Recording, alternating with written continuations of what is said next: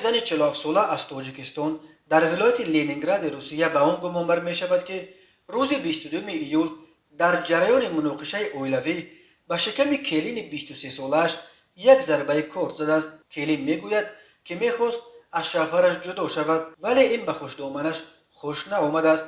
این مناقشه روز 22 ایول در دهه ربیتیسی نویه ولاسووا واقع در 100 کیلومتری جنوب غربی شهر سنت پترزبورگ رخ داده است.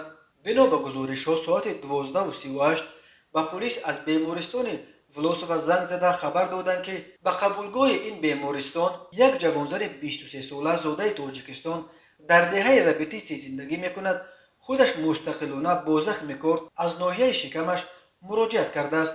طبیبان جراحت او را جراحت میانه ارزیابی میکنند. جوانزن گفت که او را خوشدامنش که روز 22 ایول به خانه آنها به مهمانی آمده بود کارد زده است، زیرا مخالف جدا شدن او از شوهرش بود.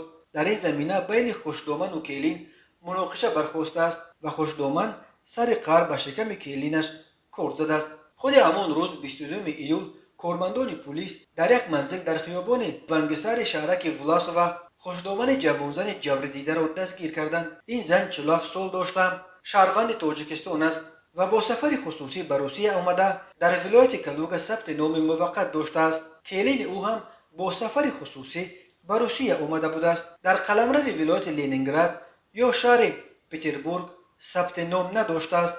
در حال حاضر نسبت به خوشدامن برای ویران کردن قاعده‌های بود و باش در روسیه پروتکل مأموری ترتیب داده او را در بازداشتگاه مخصوص جای کردند. مسئله کشودن پرونده جنایتی به ضد او در بررسی قرار دارد. دهه ربیتیسی در اصل یک دهه خرد با حدود 20 ساکن است که قریب همه ساکنانش در فرم چاره‌واداری کار میکنند.